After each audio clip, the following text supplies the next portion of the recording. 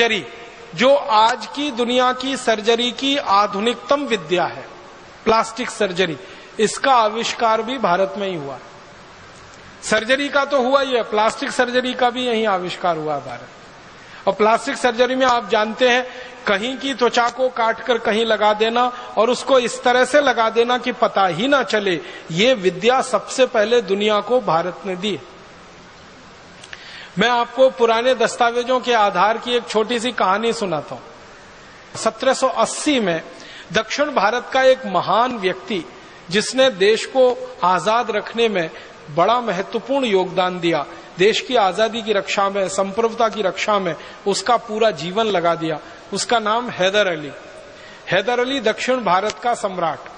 आज हम जिसको कर्नाटक कहते हैं, कर्नाटक के एक बड़े भूभाग पर हैदर अली का राज्य हुआ करता था। 1780 से 84 के बीच में अंग्रेजों ने हैदर अली पर हमले किए, कई बार हमले किए। तो एक हमले का जिक्र एक अंग्रेज की डायरी में से निकला, वो मैं सुना रहा हूं आपको। एक अंग्रेज आया, उसका नाम था कर्नल कूट, उसने हैदर अली पे हमला किया और ये 1780 की घटना है। उस हमले में हैदर अली ने अंग्रेजों को परास्त कर दिया। हैदर अली का ये इतिहास रहा कि जब जब अंग्रेजों ने हैदर अली पर हमला किया, हैदर अली ने हर बार अंग्रेजों को हराया। एक बार भी अंग्रेज कभी उससे जीत नहीं पाए, एक बार भी नहीं जीते। हर बार आते थे, हमला करते थे, हार के चुपचाप चले जाते थे। हैदर अली के ऊपर जब बार बार अंग्रेजों के हमले हुए तो हैदर अली को थोड़ा गुस्सा आ गया। तो ये जो कर्नल कूट आया, हमला किया, हैदर अली ने उसको हरा दिया। और चूंकि उसको थोड़ा गुस्सा था अंग्रेजों से, तो उसने कर्नल कूट की नाक काट दी। हमारे भारत में नाक कटना सबसे बड़ी बदनामी होती थी। आप जानते हैं, पूरे रामायण की कहानी नाक कटने की कहानी है। जो सूर्पणखा की नाक न कटी होती तो रामायण नहीं होती। और नाक कटना सबसे बड़ी बदनामी है। तो हैदर अली ने गर्दन तो नहीं काटी उसकी, कर्नल कूट की। वो चाहता तो गर्दन काट सकता था, क्योंकि कर्नल कूट पराजित हुआ था। कर्नल कूट अपनी डायरी में लिखता है कि मैं पराजित हो गया, हैदर अली के सैनिकों ने मुझे बंदी बना लिया और हैदर अली के पास मुझे ले गए। हैदर अली सिंहासन पर बैठा था, मैं उसके नीचे चरणों में बैठा था। वो चाहता तो मेरी एक झटके में गर्दन काट देता, लेकिन उसने गर्दन नहीं काटी, मेरी नाक काट दी। और फिर मुझे छोड़ दिया कि जाओ, अब कटी हुई नाक लेके जाओ और सबको बताओ कि तुम्हारी नाक क्यों कटी। तो कर्नल कूट लिखता है कि मुझे एक घोड़ा दे दिया उसने भागने के लिए, नाक काट के मेरे हाथ में रख दी और कहा भाग जाओ। तो मैं घोड़े पे बैठ के भागा। भागते भागते भागते भागते एक जगह वो लिखता है मैं बेलगाम में आ गया। बेलगाम आप जानते हैं, कर्नाटक का एक जिला। तो बेलगाम में आ गया। तो बेलगाम में एक वैद्य ने मुझे देखा, नाक से खून निकल रहा है, कटी हुई नाक हाथ में है। तो वैद्य ने कहा ये तुम्हारी नाक कहाँ कट गई? तो उसने झूठ बोला और कहा कि पत्थर मार दिया किसी ने। तो वैद्य ने कहा ये पत्थर मारी हुई नाक नहीं है, ये तलवार से काटी हुई नाक है। मैं वैद्य हूं, मैं चिकित्सक हूं, मैं जानता हूं। तो उसने सच बताया कि मेरी नाक काटी गई है। किसने काटी? तुम्हारे राजा ने काटी, हैदर अली ने काटी। क्यों काटी? मैंने युद्ध किया उससे, मैं हार गया, उसने मेरी नाक काटी। तो वो वैद्य कहता है कि अब तुम क्या करोगे? कटी नाक से इंग्लैंड जाओगे, लंदन जाओगे? कहता है जाने की इच्छा तो नहीं है, लेकिन क्या करूं, जाना ही पड़ेगा। तो वो वैद्य इतना दयालु, इतना कृपालु, वो कहता है कि मैं तुम्हारी नाक जोड़ सकता हूं। तो कर्नल कूट कहता है मुझे तो भरोसा ही नहीं हुआ, ये नाक कैसे जुड़ सकती है कटी हुई? मैंने तो सुना नहीं अपनी जिंदगी में कि एक बार शरीर का कोई अंग कट जाए तो वो जुड़ सकता है। तो वैद्य जी कहते मैं जोड़ सकता हूं। तो कर्नल कूट ने कहा जोड़ दो। तो उसने कहा मेरे घर चलो। तो वैद्य जी उसको ले गया और ऑपरेशन किया। उस ऑपरेशन का 30 पन्ने में वर्णन है। वो 30 पन्ने तो नहीं सुना सकता, अंत में सुना रहा हूं। ऑपरेशन सफलतापूर्वक संपन्न हो गया, नाक उसकी जुड़ गई। वैद्य जी ने उसको एक लेप दे दिया बना के और कहा कि ये लेप ले जाओ, रोज सुबह शाम लगाते रहना। वो लेप लेके चला गया। 15-17 दिन के बाद बिल्कुल नाक उसकी जुड़ गई। फिर वो जहाज में बैठ के लंदन चला गया। 3 महीने बाद वो ब्रिटिश पार्लियामेंट में खड़ा होकर भाषण दे रहा है कर्नल कूट। और सबसे पहला सवाल पूछता है सब अंग्रेजों से, आपको लगता है मेरी नाक कटी हुई है?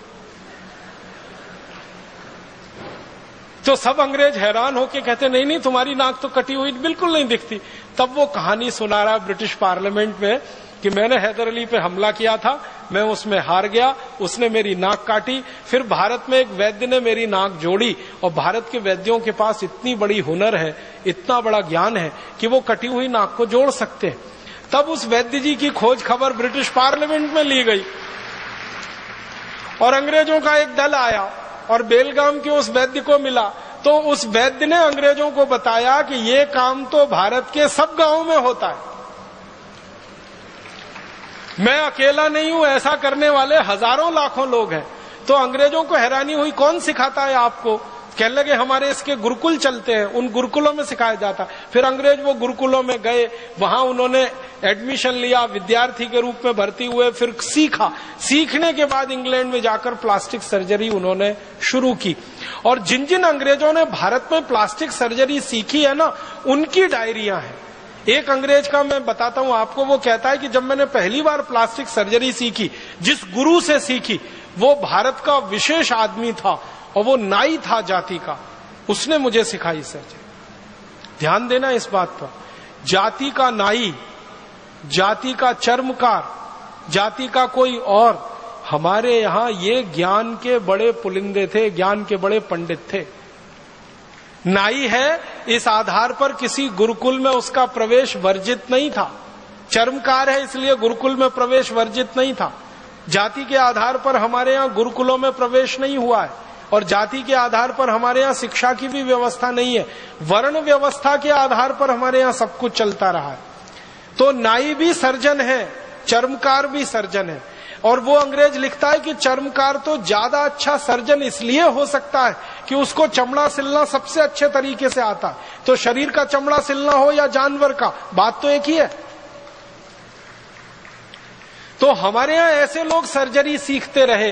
तो एक अंग्रेज कह रहा है कि मैंने जिस गुरु से सर्जरी सीखी, पूना का किस्सा है वो, पूना में जिस गुरु से सीखी वो जात का नाई था। सिखाने के बाद उसने मुझसे एक ऑपरेशन कराया, और वो ऑपरेशन का वर्णन है। एक मराठा सैनिक है, और ये 1792 की कहानी है।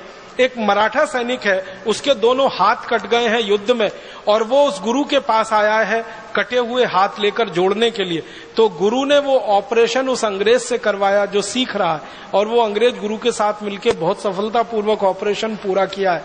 और वो अंग्रेज कहता, उसका नाम है डॉक्टर थॉमस क्रूसो।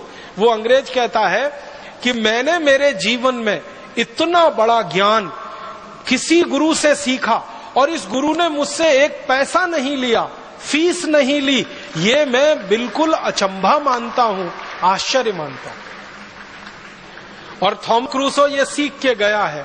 फिर उसने प्लास्टिक सर्जरी का स्कूल खोला, और उस प्लास्टिक सर्जरी के स्कूल में फिर अंग्रेज सीखे हैं, और अंग्रेजों ने सीख सीख कर फिर दुनिया में फैलाया है।